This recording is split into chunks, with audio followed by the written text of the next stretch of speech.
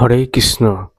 আজ শোনাব মহাভারত থেকে উদ্ধৃত সাবিত্রী এবং সত্যবানের জন্ম ও বিবাহ। সাবিত্রী জন্মকথা বলতে গেলে তার পিতা হলেন মদ্রদেশের অশ্বপতি এবং তিনি একজন ধর্মনিষ্ঠ ব্রাহ্মণসেবী রাজা ছিলেন। তার হৃদয় ছিল উদার, সত্যনিষ্ঠ, জিতেন্দ্রিয়, দানশীল। তার জ্যেষ্ঠা পত্নী গর্ভে এক কমল নয়না কন্যার জন্ম হল। তার নাম রাখলেন সাবিত্রী। সাবিত্রী লক্ষ্মীর ন্যায় আস্তে আস্তে বড় হতে লাগলেন। একসময় তিনি যৌবন প্রাপ্ত হলেন। তখন রাজা অশ্বপতি চিন্তিত হলেন এবং তিনি তখন সাবিত্রীর বিবাহের জন্য তাকে বললেন যে তার যে মন্ত্রী আছে সেই মন্ত্রীদের সঙ্গে সে যেন দেশ বিদেশে যায় এবং নিজের প্রতি নিজেই যেন অন্বেষণ করে। তখন বেরিয়ে গেলেন মন্ত্রীদের সঙ্গে সাবিত্রী। দেশ বিদেশে ঘুরে তিনি আবার নিজ গৃহে ফিরে আসলেন। এই মধ্যে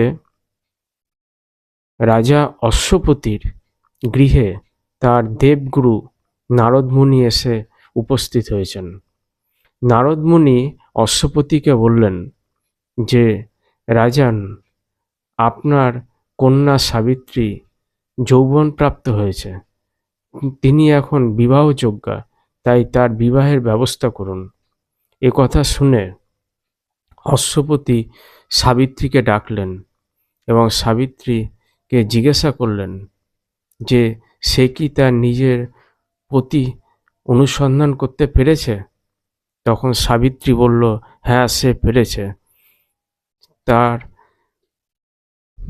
তিনি বললেন, শাল্ম দেশে দ্রুমৎ সেন নামে একজন ধর্মাত্মা রাজা আছেন এবং তিনি এখন অন্ধ।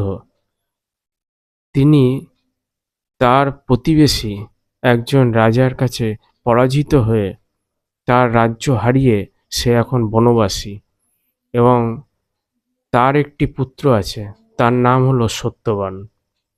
এই সত্যবান একজন পরম সত্যবাদী। এমন বর্ণনা শুনে নারদ মুনি তখন অশ্বপতিকে বললেন যে সত্যবান এর পিতা হলেন সত্যভাষী, তার মাতাও হলেন সত্যভাষী, তাই ব্রাহ্মণরা তার পুত্রের নাম রেখেছে সত্যবান।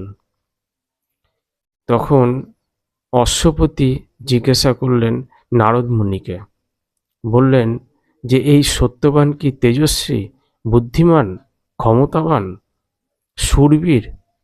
তখন নারদ মুনি বললেন যে এই সত্যবান হলেন সূর্যের ন্যায় তেজস্বী, বৃহস্পতির ন্যায় বুদ্ধিমান, ইন্দ্রের ন্যায় বীর, পৃথিবীর ন্যায় ক্ষমাশীল, রন্তিদেবের মতো দাতা, অসিনরের পুত্র শিবির মতো ব্রাহ্মণ্য, সত্যবাদী যযাতির মতো উদার, চন্দ্রের মতো প্রিয় দর্শন এবং অশ্বিনী কুমারের মতো রূপবান। একথা শুনে অশ্বপতি খুশি হলেন এবং তিনি আরও জিজ্ঞাসা করলেন নারদ মুনিকে যে এই সত্যবানের কি কোনো দোষ আছে। তখন নারদ মুনি বললেন যে হ্যাঁ, তার একটি দোষ আছে। সেটা হলো ঠিক 1 বছর পর সত্যবানের আয়ু শেষ হয়ে যাবে এবং সে দেহত্যাগ করবে। একথা শুনে রাজা অশ্বপতি দুঃখে কাতর হলেন এবং তিনি হতাশা বোধ করলেন এবং সাবিত্রীকে বললেন যে দেখো, তুমি তাহলে অন্য কোনো বরের সন্ধান করো আর সত্যবানকে ভুলে যাও, কারণ ওর আয়ু খুব কম এবং 1 বছরের মধ্যেই ও দেহত্যাগ করবে। তখন সাবিত্রী পিতার এই কথা শুনে সে বলল যে, পিতা, কাঠ বা পাথরের টুকরো একবারই পৃথক হয়, কন্যাকে একবারই দান করা যায়, আর যে নারী একবার পতিরূপে কাউকে মেনে নেয় সে কিন্তু কখনোই আর তাকে ছাড়তে পারে না। এ কথা শুনে নারদ মুনি খুব খুশি হলেন এবং অশ্বপতিকে বললেন যে, এই সত্যবানের সঙ্গেই তুমি তোমার কন্যার বিবাহ দাও। তখন রাজা বললেন যে, গুরুদেব, আমি তাই করব। তখন অশ্বপতি তিনি দ্রুমৎ সেনের অনুসন্ধান করলেন। সত্যবানের পিতা হলেন দ্রুমৎ সেন। দ্রুমৎ সেনকে একটি বনে শালবৃক্ষের নিচে কুশাসনে গিয়ে দেখতে পেলেন এবং তখন অশ্বপতি দ্রুমৎ সেনকে সম্মান জানালেন এবং তিনি তার মনের সব কথা জানালেন যে তার কন্যা সাবিত্রীর সঙ্গে সত্যবান এর বিবাহ দিতে চান। একথা দ্রুমৎ সেন শুনে খুব যে আনন্দ পেলেন তা নয়। দ্রুমৎ সেন বললেন যে সে অন্ধ এবং তার রাজ্যও নেই, অথচ সাবিত্রী হচ্ছেন একজন রূপবতী কন্যা, রাজকন্যাও, কিন্তু এই রাজকন্যা কিভাবে এই বনের ভিতর বসবাস করবে? তখন অশ্বপতি দ্রুমৎ সেনকে আশ্বস্ত করলেন, বললেন যে সে মনস্থির করে এখানে এসেছে। তখন দ্রুমৎ সেন বললেন যে তাহলে সাবিত্রী আর সত্যবানের বিবাহের আয়োজন করা দরকার। তো যথাসময়ে আশ্রমে উপস্থিত সমস্ত ব্রাহ্মণকে ডেকে দুই রাজা শাস্ত্রমতে বিবাহ সংস্কার সম্পূর্ণ করলেন।